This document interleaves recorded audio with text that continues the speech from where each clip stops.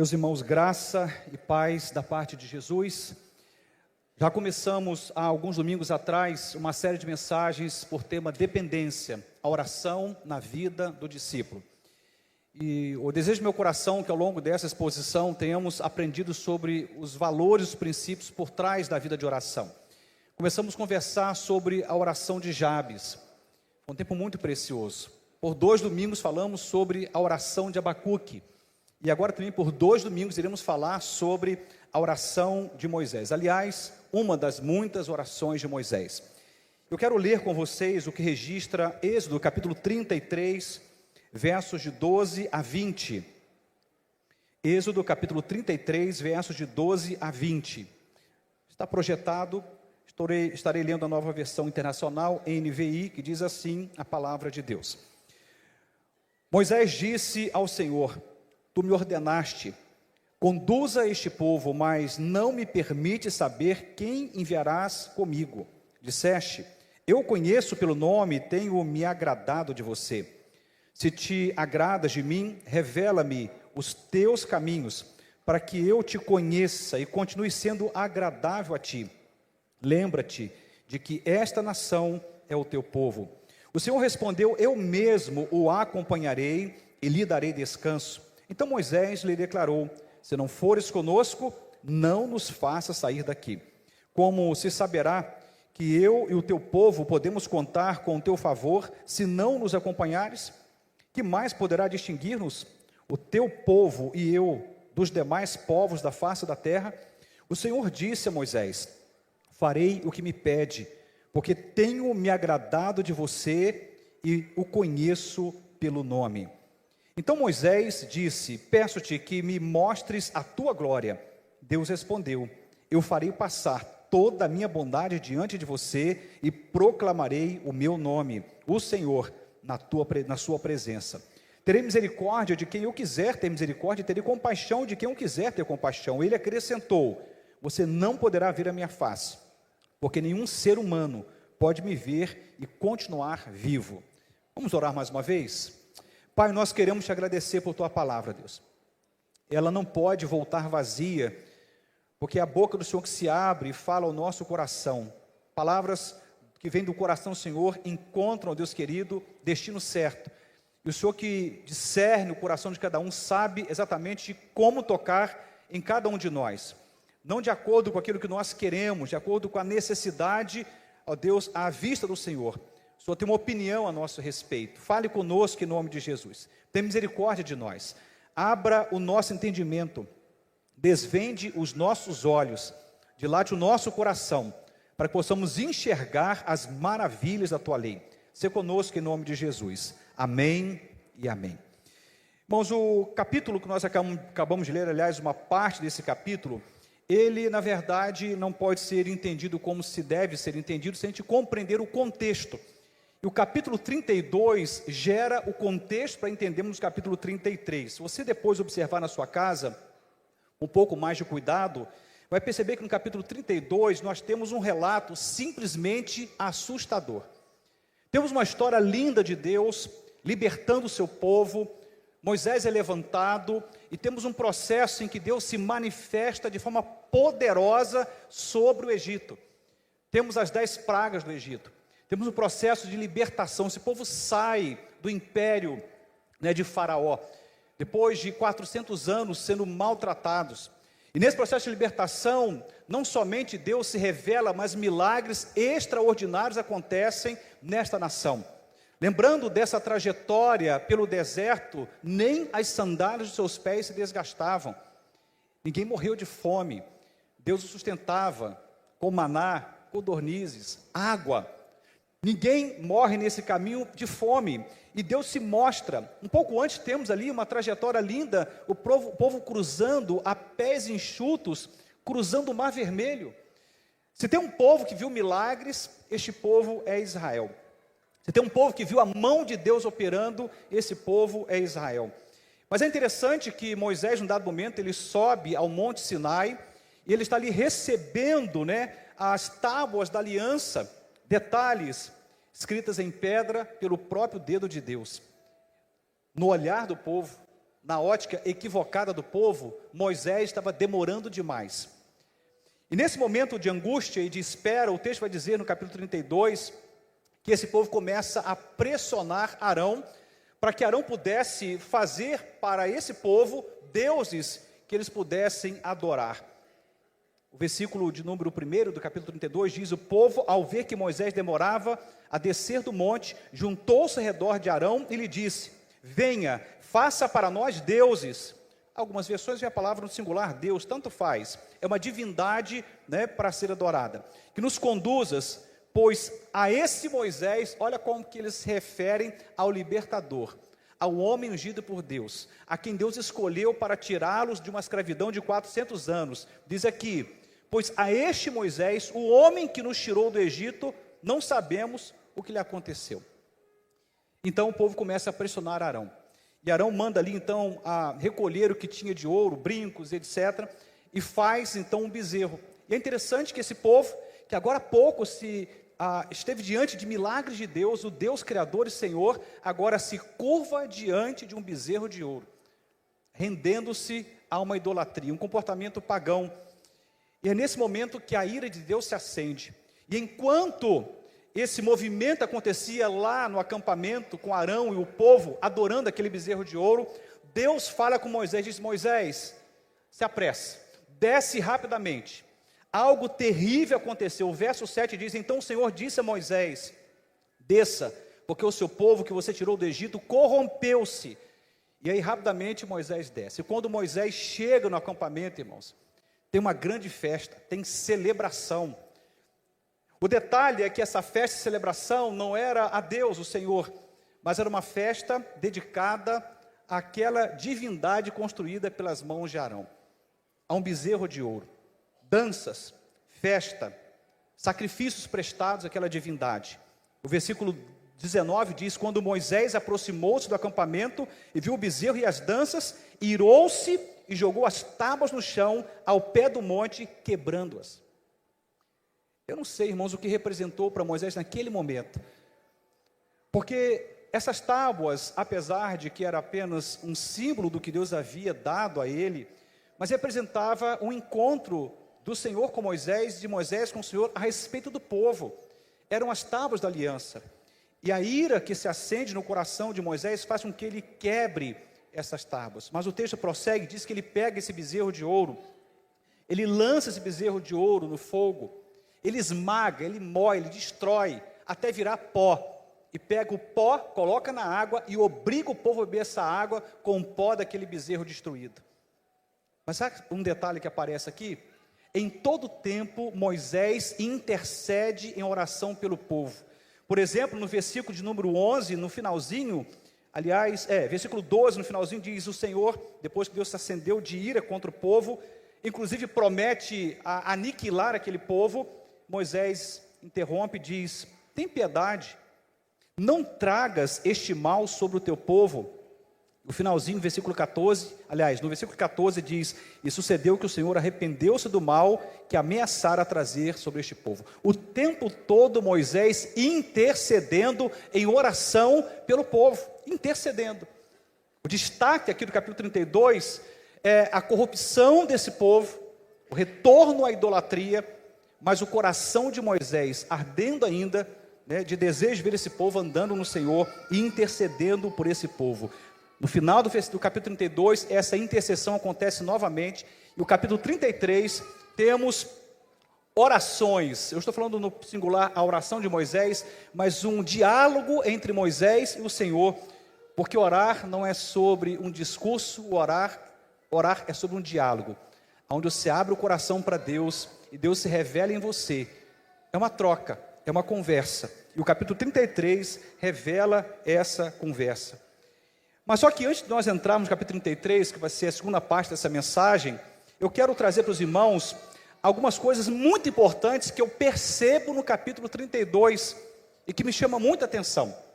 E a primeira coisa que eu quero trazer para os irmãos, lembra que eu falei agora há pouco, que nenhum povo viu tanto milagre, viu tanto o agir poderoso de Deus, nenhum povo viu tantos livramentos, grandiosos da parte de Deus como esse povo.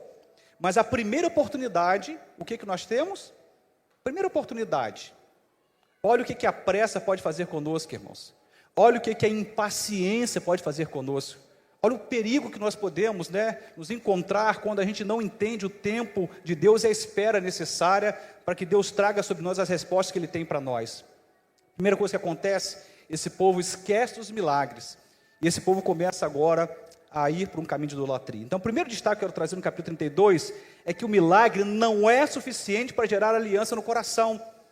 Há um movimento extraordinário das pessoas em busca do milagre de Deus. E Moisés vai mostrar aqui para nós, claramente, ao longo do capítulo 33, que o maior milagre que alguém pode experimentar é uma aliança com o Senhor. Que o bem mais precioso que alguém pode ter da parte de Deus é a própria presença de Deus e a sua glória manifestada. E não as benécias desse Senhor dos milagres. Porque esse povo recebe milagres estrondosos. Alguém que viu algum dia um rio se abrir, pelo menos, um corguinho se abrir. Esse povo viu o mar vermelho se abrir, e nem todos os milagres foi suficiente para garantir uma aliança de alma, uma aliança no coração deste povo. O milagre, irmãos, apenas aponta para Deus, mas a aliança com o Senhor não é suficiente apenas a partir do milagre. É um ponto de partida. Pastor, mas é tão bom receber milagres. Sim, Deus faz isso o tempo todo, mas se você é apenas um peregrino dos milagres, se tudo que você faz é perseguir o milagre de igreja em igreja, de campanha em campanha, de movimento em movimento, você jamais saberá o que é uma aliança com o Senhor. Falamos domingo passado na oração de Abacuque, que se ele fizesse, ele seria Deus, mas se ele não fizesse, continuaria sendo Deus, ainda que, lembra? Não há condicionais para a fé madura, irmãos. Ainda que, não é se, ainda que, como dizia Abacuque. Isso me chama muita atenção, porque se tem uma coisa que tem ocorrido, eu não vou dizer para uma geração que eu não fiz parte dela, mas na minha geração, um verdadeiro frenesi, desesperador, como dizia, uma verdadeira peregrinação em busca do milagre. Mas e o Senhor do milagre? E o Deus que opera milagres? E a relação com Deus que realiza milagres? E a aliança espiritual, moral, ética com esse Deus? E a aliança com a palavra, com os valores, com esse Deus, aonde fica? O milagre não é suficiente, irmãos. Se você acha que você está fazendo grande vantagem em contar o milagre para alguém, como se isso o colocasse no patamar mais elevado da espiritualidade, você não entendeu nada. A coisa mais elevada na espiritualidade é você chegar ao ponto, como Moisés chegou, de nem mesmo entrar na terra de Canaã. E ainda assim, se regozijar em Deus, porque lá adiante, no Novo Testamento, quando temos o monte da transfiguração, quem aparece no monte da transfiguração?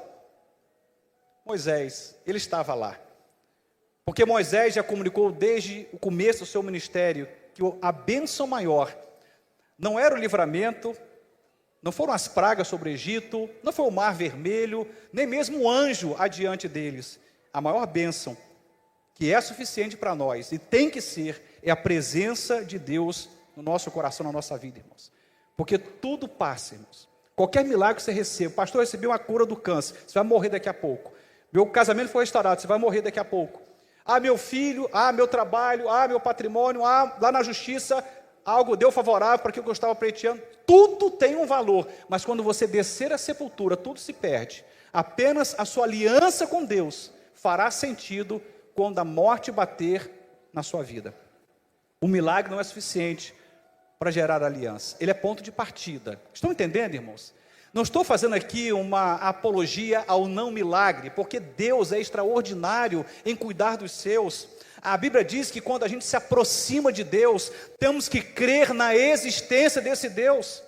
E temos que crer que Ele é recompensador daqueles que o buscam. Não tem nada de errado em você acreditar no milagre. Aliás, creia no milagre, porque crer no Deus do milagre é crer no milagre de Deus. Mas não seja um peregrino do milagre, porque isso não é suficiente para gerar aliança no seu coração. Segunda consideração, à luz do capítulo 32, não estou aqui fragmentando parte do versículo, porque o foco é o capítulo 33, mas é importante essa introdução. O coração humano, irmãos, facilmente se esquece dos feitos de Deus. Que memória fraca Israel manifestava. Que memória rasa esse povo manifestou. Como esquecer de tamanhas dádivas? Como esquecer de extraordinários livramentos? Como apagar da memória milagres estrondosos que a história registra? Como pode? Pois é, somos humanos e temos uma facilidade gigante de esquecermos o que Deus fez. A gente gosta de focar na desgraça, no problema. Aí a gente não esquece. Tem gente que conta uma desgraça 10 anos depois. Entenda a desgraça como algo que aconteceu em que a graça de Deus não estava ali. Talvez alguém entenda como um palavrão. Pode até ser. A hora que o caos se estabelece, a desgraça se estabelece, o problema se estabelece, a nossa memória é vívida. Parece que age no nosso coração a lembrança de uma coisa que nos fez dor, que nos prejudicou. Mas por que nós esquecemos facilmente dos grandes feitos de Deus? Falei na oração de Abacuque, que um dos resgates de Abacuque foi resgatar a memória de Deus na história do seu povo. Ele disse: Senhor, eu estou ciente do que tu fizeste lá atrás, e as tuas obras são maravilhosas, são extraordinárias. Abacuque resgata as memórias de Deus no passado. O coração humano, irmãos, facilmente se esquece os feitos de Deus. Eu e você temos a facilidade de nos esquecermos dos feitos de Deus. Que tragédia! Porque essas memórias geram fé, essas memórias suscitam esperança, essas memórias geram chão para nós. Nesse capítulo 32 está claro para nós que assim que a espera prolonga na ótica do povo, e é uma reivindicação a Arão, para que fizesse então um bezerro, para que eles então o buscassem e o idolatrassem, está claro para mim que a memória do que Deus fez e de quem Deus é, havia sido esquecida no coração desse povo. Que tragédia. Mas há uma terceira situação aqui, que é decorrente da segunda, que eu diria que o ser humano tem uma forte inclinação em buscar para si deuses que o representam. Pastor, eu não me lembro de ter feito um bezerro de ouro. Mas quem te disse que idolatria é só sobre um bezerro de ouro? Há aqueles que são literalmente devotos do dinheiro. Há aqueles que fazem do seu trabalho, a sua carreira, uma verdadeira divindade. Há aqueles que estão cultuando o próprio corpo, e o corpo é uma divindade, porque o conceito de divindade é aquilo que ordena a sua vida, aquilo que determina as suas decisões, aquilo que orienta o seu percurso, o seu caminho, a sua jornada. Isso é uma divindade, é quem domina você. E nós vivemos hoje, irmãos, um verdadeiro movimento sutil, diferente deste, que é escancarado, que tem um bezerro de ouro, imagine, todo mundo identifica facilmente uma idolatria desta forma, mas nos tornamos idólatras de outras divindades que nós construímos para nos representar de algum modo. O culto ao dinheiro, ao sucesso, à fama, à performance, ao corpo, ao sexo, ao poder e etc. Isso é inclinação nossa. E quando a gente faz esse movimento de buscar uma divindade que nos representa, a gente esquece do verdadeiro Deus, o único Senhor, o Criador dos céus e da terra, aquele que enviou o seu único Filho. E ao enviar esse único Filho, vimos a glória dele nesse Filho. E ele se revela não somente a Pedro, a Paulo e aos demais, revela-se a nós como sendo suficiente para todos nós. Não precisamos fazer para nós divindades que nos representam. Não precisamos ter devoção a nenhuma outra divindade, senão ao Deus que é Senhor do universo, que se fez carne, que habitou entre nós e que vimos a sua glória como a glória do unigênito Filho de Deus. Ele é o bastante, irmãos. Salomão já dizia em Eclesiastes que tudo que Deus faz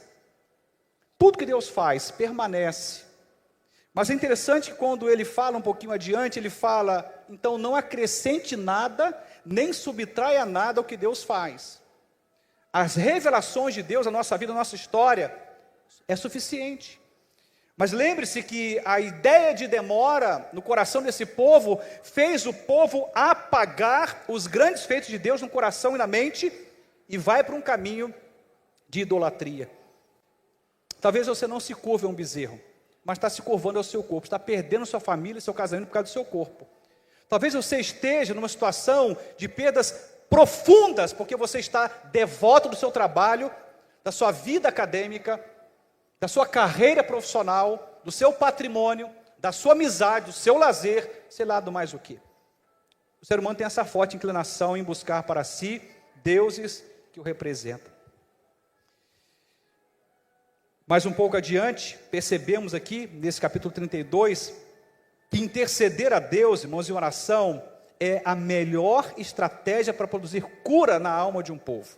Todo esse processo de apagar a memória dos feitos do passado, distanciar o coração de Deus, entrar por um caminho de idolatria, literalmente afrontar Moisés como líder e, de consequência, afrontar o Deus que o chamou para liderar.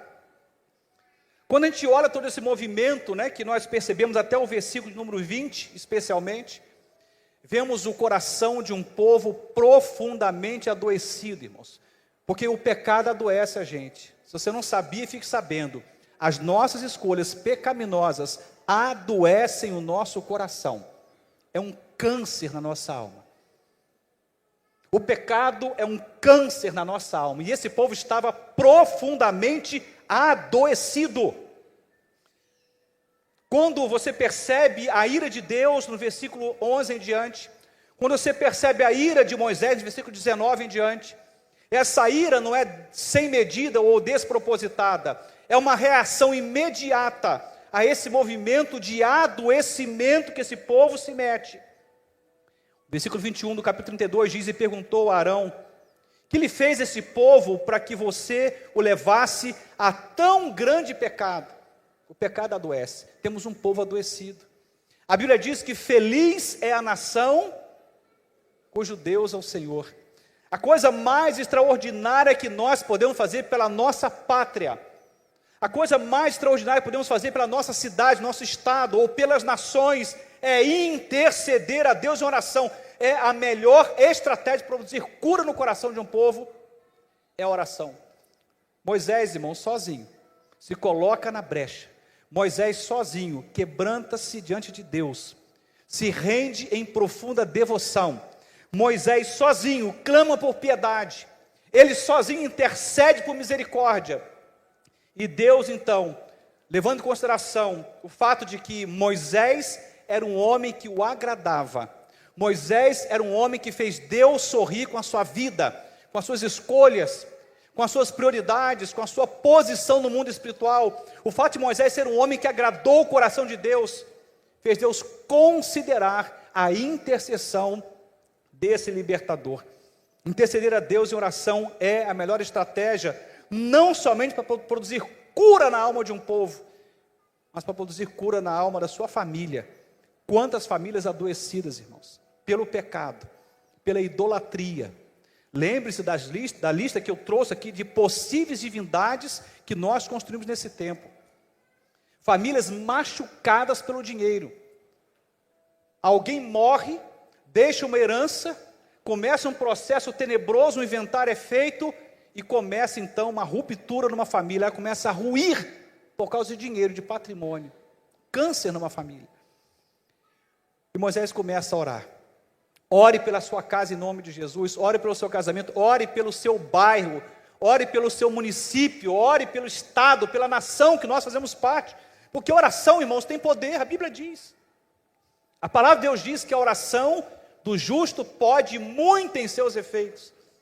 Nós temos falado demais, temos arguído demais, temos criticado demais, temos postado coisa demais, temos feito um monte de outros movimentos, mas o maior de todos os movimentos é orarmos. Ore pela sua empresa, ore pela sua empresa, pelos seus funcionários. Ore, irmãos, estamos vivendo um tempo, esse ano é um ano de pleito eleitoral. Ore pelo nosso município, pelo nosso estado, ore, clame a Deus. A intercessão a Deus em oração é a melhor resposta que podemos dar para gerar cura no coração do nosso povo. Seja o povo menor, que é sua casa, seus filhos, seu casamento, ou de forma mais ampla, seu bairro, sua cidade, seu estado, sua nação. uma última consideração sobre o capítulo 32. Você vai perceber, irmãos, depois leia em nome de Jesus, em casa, leia o capítulo 32, grifa, faça ali suas considerações, você vai entender melhor o capítulo 33. Capítulo 33, nós vamos mergulhar nos detalhes. Quero pegar cada pedacinho do texto sagrado, vocês entenderem o que Deus faz no coração, né, de Moisés, a partir de Moisés e para além de Moisés em relação ao seu povo. Mas a quinta consideração desse capítulo 32 é que Deus continua sendo misericordioso apesar de nós. Apesar de nós, Deus continua sendo misericordioso. Lembre-se que agora há pouco eu contei que Deus fica irado com o seu povo, Moisés fica irado, a ira de Moisés fez ele quebrar as tábuas da lei, a ira de Moisés fez ele espedaçar aquele bezerro, moer, transformar em pó, fazer o povo beber da água com o pó daquele bezerro esmagado. A ira de Moisés fez com que ele naquele momento se posicionasse contra aquela situação. Inclusive nesse contexto, versículo 27 em diante, temos um relato de 3.000 pessoas que morreram. O pecado gera morte, irmãos. O pecado produz morte. Se uma pessoa de uma família decide viver no pecado, não é o pecado acidental, porque todos somos pecadores, mas o pecado proposital, como escolha consciente, o pecado gera morte. 3.000 pessoas dentro daquele povo morreu. Mas ainda assim, se você for olhar o que vem adiante, Deus agindo com misericórdia apesar do povo. A Bíblia diz que as misericórdias do Senhor são a causa de não sermos consumidos. Eu fico imaginando se Deus não fosse misericordioso, irmãos. Tem uma coisa que eu aprecio para quem me acompanha aí na rede social, me conhece de perto, eu sou apaixonado pelo amanhecer. Hoje, bem de madrugadinha, peguei minha esposa, minha família, vamos tomar um café no Mirante, ver o sol nascer. Enquanto fritava um bacon, né, bem crocante, ovos mexidos, um pãozinho integral, e aí por diante, né? Mas o que mais me chama a atenção, quando a Bíblia diz que quando amanhece, Deus faz o quê? O que a Bíblia diz, irmãos? Deus renova sobre nós a sua misericórdia. A cada amanhecer, Deus visita a nossa vida, nosso casamento, nossa família, nossa empresa, nossa comunidade, nossa igreja, com a sua misericórdia. E ainda bem que Ele faz isso, porque são as misericórdias desse Deus a grande causa de nós não sermos consumidos. E nesse texto sagrado, capítulo 32, Deus continua sendo misericordioso, apesar de Israel, apesar da idolatria, apesar da rebelião, apesar de tudo e apesar de nós, Deus continua sendo bom para conosco. Sabe por quê? Ainda que sejamos infiéis, diz a palavra de Deus, Ele, o Senhor, permanece fiel, porque não pode negar-se a si mesmo. Deus não se nega. Deus não muda o caráter dele porque você mudou o seu. Deus não muda a postura dele porque você mudou a sua. Deus não muda a essência dele porque você mudou a sua essência. Deus não muda os seus comportamentos porque você mudou o seu. Deus permanece sendo Deus, imutável, em santidade, em integridade, em todo o resto. E Ele permanece fiel apesar de nós, apesar da nossa infidelidade. Isso me alegra o coração, irmãos. Nós vamos parar agora para a gente orar. Nós temos uma festa daqui a pouco. Queria te convidar a ficar de pé. O que eu trouxe hoje é uma introdução para o que vamos compartilhar no capítulo 33 desse texto sagrado, que revela aí a graça de Deus sobre esse povo. Eu queria então te convidar a ler em casa o capítulo 32 e o capítulo 33, para que você possa compartilhar um pouco mais de profundidade daquilo que estamos trazendo aqui ao coração dos irmãos. Queria que você pudesse fechar os seus olhos, nós vamos orar juntos, e nesse momento, sugiro que você possa resgatar no seu coração os grandes milagres que Deus realizou na sua casa, na sua história, na sua vida, lá na sua empresa, no seu casamento. Resgata aí agora, em oração, feche seus olhos e comece a orar ao Senhor. Peço para que Deus te faça lembrar do que Ele já fez. E depois que você começar a lembrar desses milagres, vai dizer: Senhor, o melhor milagre não foi o que o Senhor fez. O maior milagre é quem Tu és na minha vida. O maior milagre é a Tua presença na minha vida. Quem tem o abençoador tem a bênção. Quem tem o Deus dos milagres tem acesso aos milagres. Fala com Deus agora. Resgata no seu coração esses grandes feitos. Talvez você esteja levantando divindades para adorar. Talvez você seja um adorador do seu trabalho. Talvez você seja um adorador do seu corpo, do seu dinheiro, do seu patrimônio, do seu lazer. Seja adorador de alguma coisa que deveria ser colocada de lado para que Deus, o Senhor da sua salvação, o Deus que te amou, te resgatou, te trouxe para perto, te perdoou, te chamou de filho de amigo, Ele deve estar no lugar de maior importância da sua vida. Ninguém te representa melhor e de forma mais profunda do que o Senhor que te criou, que te fez. E talvez enquanto você ora, você está lembrando de situações que marcaram a sua casa, a sua família, a sua vida, seu trabalho. Você vai interceder também: Senhor, eu entendi que quando eu oro, o Senhor produz cura, o Senhor restaura, o Senhor abençoa. Você vai orar por áreas e situações e pessoas e lugares e grupos que cercam a sua vida, que carecem da sua oração. E tudo isso na perspectiva de que Deus é misericordioso, que a sua misericórdia dura para sempre, não tem fim. Pai, nós queremos te adorar nessa noite, Senhor.